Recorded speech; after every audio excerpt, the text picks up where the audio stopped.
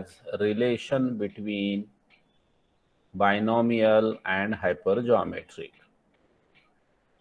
The statement is like this: binomial approximation to hypergeometric distribution. Statement: hypergeometric distribution tends to binomial distribution under following conditions. Condition number 1, P, that is a probability of success, is defined as favorable outcome to divide by total items in the population. This is taken as probability of success for binomial distribution. Second condition, the population under study is large. So under these two conditions, hypergeometric distribution will go to binomial with parameter small n, which stand for sample size, provided sample drawn by without replacement, and probability of success is capital M upon capital N. So it is nothing but limiting distribution of hypergeometric as population become larger and larger. So when n is large, you can apply binomial in place of hypergeometric. That is the meaning, that is the interpretation of this statement. Let us see mathematically how we prove this statement. We have to start from hypergeometric, and after making some simplifications by putting this condition in place of capital M divided by capital N as P, and then take limit to both sides, n tends to infinity. So limiting distribution of hypergeometric will turn to be binomial. Let us start. X follows hypergeometric with parameters capital N, capital M, and small n. So we have PMF, which I defined yesterday. M choose X, n minus m choose n minus x, divide by NCN. These all are combinations. So I write a formula of m choose x, factorial m, factorial x, in bracket m minus x factorial, multiplied n minus m factorial, n minus x factorial, in other bracket this minus this factorial. Complete divide by combination n choose n, factorial small n, n minus n factorial. So now I write this as the first place, this at a second place, and this reverse. Denominator to denominator become numerator.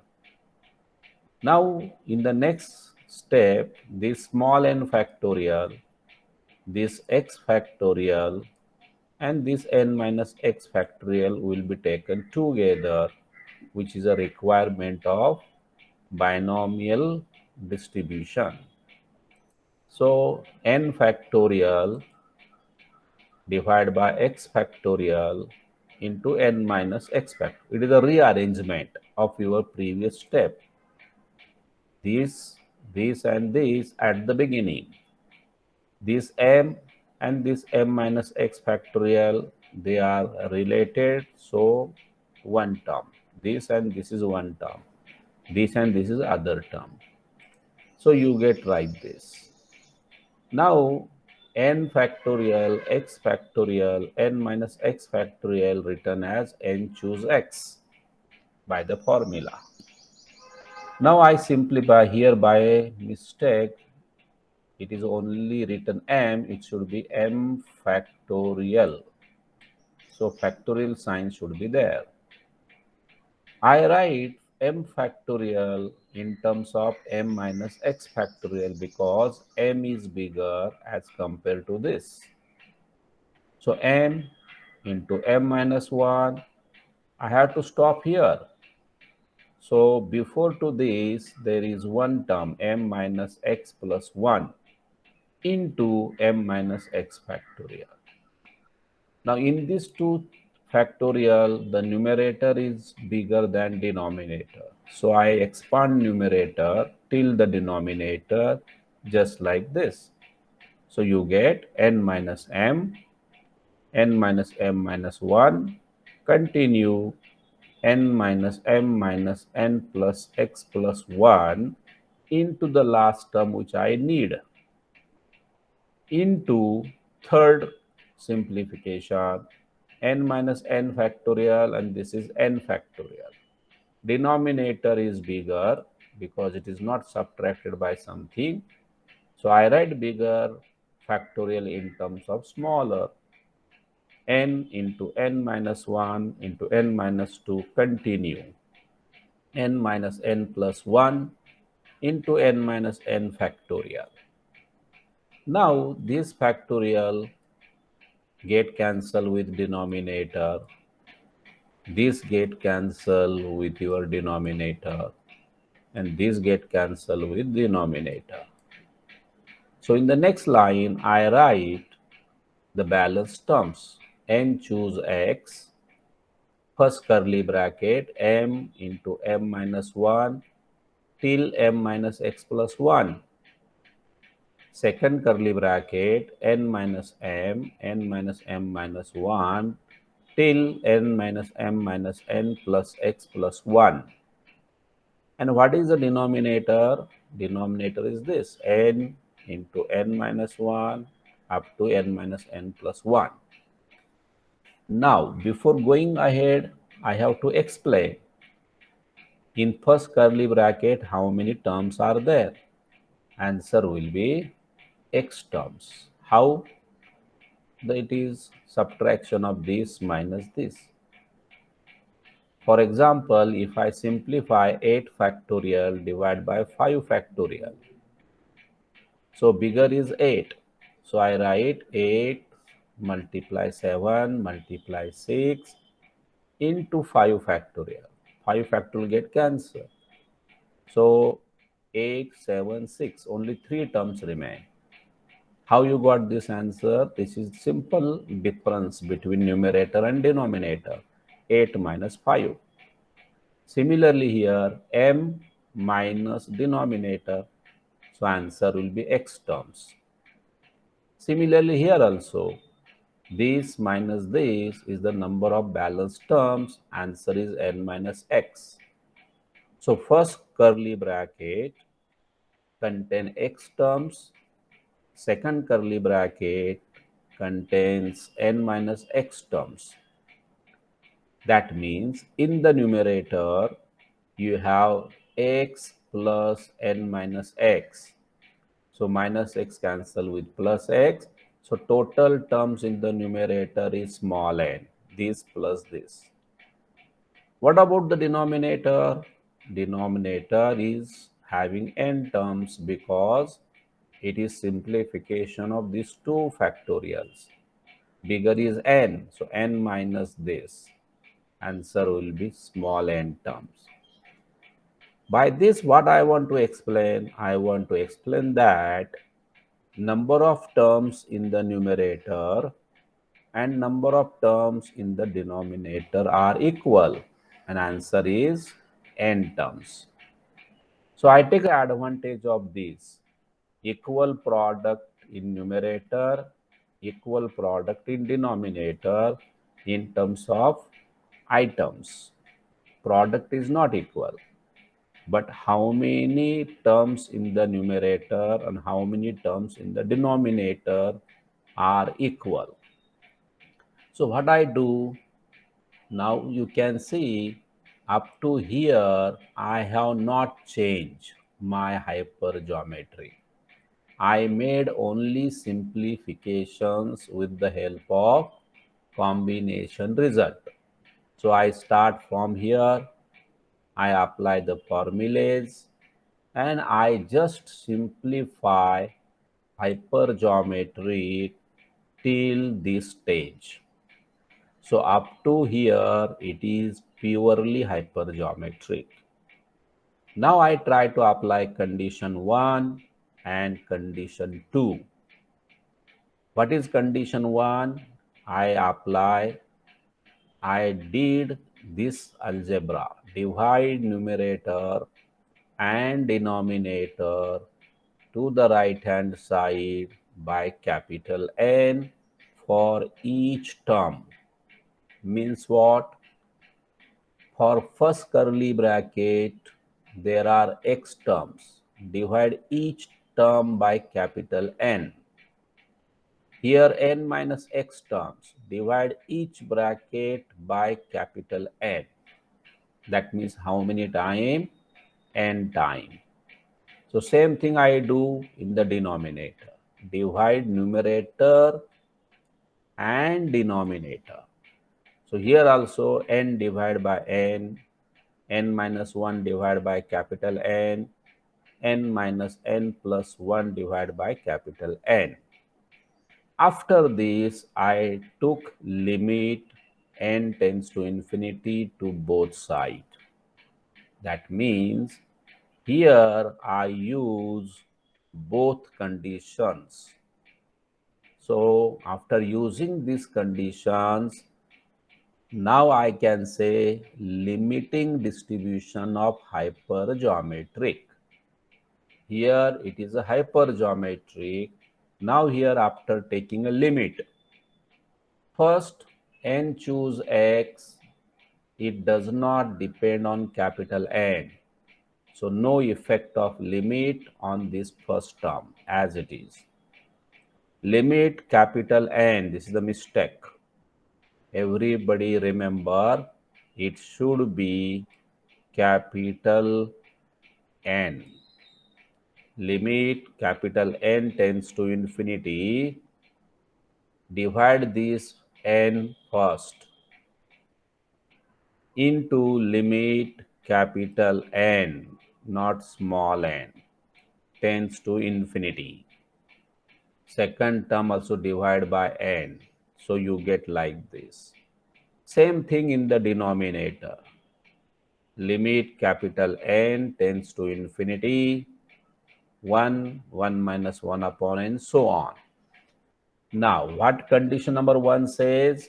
Capital M upon capital N is P. So this is replaced by P. This is replaced by P. Limit of 1 upon n, anything divided by infinity at the infinity is 0. It is P minus 0. What is here? 1 minus P. 1 minus P, limit of this is 0. 1 minus P, limit of this is 0. What about the denominator? 1. 1 minus 0, dash dash 1 minus 0. So denominator is product of 1. So what we get? So we get limit capital N tends to infinity of hypergeometric. N choose x as the first term. Curly bracket number 1, p multiply x time. 1 minus p multiply n minus x time. Because second curly bracket has n minus x terms, first has x terms. And the denominator is product of 1. 1 multiply 1 itself is 1. So finally what you get? Limit n tends to infinity of hypergeometry, n choose x, p raised to x. 1 minus p raised to n minus x. 1 minus p is nothing but q. So everybody can recall what is the name of this function. It is nothing but your binomial distribution. So mathematically, we are able to prove limiting distribution of hypergeometric is a binomial. But what parameter? Small n comma p equal m by n. That is the proof of limiting distribution of hypergeometry. You have a theoretical question. State and prove. State and prove the limiting case of hypergeometric distribution. The other question, show that binomial distribution is approximated to hypergeometric distribution under certain conditions. So you have to write this complete proof. Now I take one numerical example for hypergeometry. Then we'll stop. That is the end of your first semester syllabus. A room has 4 sockets from a collection of 12 bulbs, of which 5 are good. A person selects 4 bulbs at random by without replacement and puts them in the socket. Question, find the probability. Bit number 1, the room is lighted. Bit number 2, exactly 1 bulb in the selected bulb is good. Now let us see what question says and then we'll proceed ahead. It has, first sentence, a room has 4 sockets. This is the first sentence. There is a room, and in that room there are 4 sockets where we put the bulb. What is the second sentence? From a collection of 12 bulbs, of which 5 are good. A person selects 4 bulbs at random by without replacement. So when the word is without replacement in your selection, then you have to apply hypergeometric. That is a clue to be remembered. And he puts that 4 bulbs in the socket. That is your experiment. Now, by this experiment, we want to decide what is the chance to get a light in the room. Because you have a 12 bulbs, not all are good, only 5 are good. So there is a possibility not getting a light sometime. So we want to decide what is the chance to get the light. See the solution. We have tree diagram for given information. 12 are the total bulbs. So according to hypergeometry, this is the total population, capital N. I divide this population into mutually exclusive groups. That is a condition of hypergeometry. 5 are good and 7 are bad. Now out of these two numbers, which is a M and which is not M? It is decided by looking at definition of X. Now to get the light, selection should be for good bulbs. So according to X, I make a group of good bulbs which is favored to X, and then that is your M. So M is nothing but number of items favorable in the population according to X. So naturally M is 5 and N minus M is 7. So we have hypergeometric PMF, Px, m choose x, n minus m choose n minus x, total divide n choose n. This is the definition of hypergeometry. I replace value m as 5, 5 choose x, 7 choose 4 minus x, total divide 12 choose 4. So if you are able to draw such type of tree diagram for given question and sample is selected by without replacement, then easily you can write this formula. The sample of 4 bulb is selected. So this has two possibilities. In this sample, some are favorable according to X and the rest are not favorable.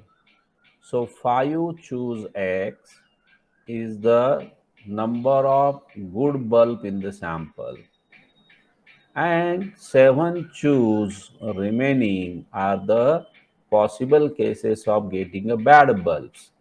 So that is your numerator. So favorable outcome divided by total outcome, it is a probability law, what I taught in classical definition. By using this function, we get the answer. Number bit 1, probability. The room is lighted. When the room will be lighted, it will be lighted if I get at least one good bulb, at least one. So my variable x should be either equal to 1 or greater than 1. So in my sample, there should be minimum one good bulb from 5. So if one good among 4, you will get light. 3 are bad. Sometimes you get 2 good bulb and 2 bad, you will get the light. So for getting the light, there should be minimum one good bulb out of 4. Now, if I want to find this probability, I have to add 3 calculations, 4 calculations, 1, 2, 3, 4. So I can minimize my calculations by using a complement result, which I taught. This is your event A. So probability of A is 1 minus probability of opposite. What is opposite of this? It is greater, opposite is less. Here equal, so don't take equal in the complement. So x less than 1, that means only one value you have to calculate. So that is the benefit of taking a result of complement. So 1 minus probability x equal to 0, replace 0 here. So answer will be 5 choose 0, 7 choose 4, total divide 12 choose 4. So this we will simplify. 5 choose 0 is 1. 7 choose 4, 12 choose 4. You can get by scientific calculator. 7 choose 4 by scientific calculator, you get directly answer 35. 12 choose 4 again by scientific calculator, answer is 495. So you get a probability 0.9293. So 9293, I can say 93. So what the calculation says? Calculation says if the information is like this and you put your hand in the box and pick up any 4 bulb and put that 4 bulb in the sockets, you will get light with 93% chance. So it is a close to the sure event. That means you will get always light. I can say like this. What is bit number 2? Probability exactly one good bulb is selected out of 4. What is the chance to get exactly one good bulb? So that means probability x equal to 1. So directly put x equal to 1 in the definition of hypergeometry. 5 choose 1, multiply 7 choose 4 minus 1, that is 7 choose 3, and denominator is without x, so no change in the denominator. So you get 5 choose 1, multiply 7 choose 3, total divide 12 choose 4. 5 choose 1 is 5, 7 choose 3 is 35, 12 choose 4 is 495. So this is the chance of getting exactly one good bulb out of 4. That is 35% chance. So such type of numerical questions may be asked in your multiple choice question also. So you should be ready with such type of questions. You have to do the rough work and then pick up correct alternative out of 4.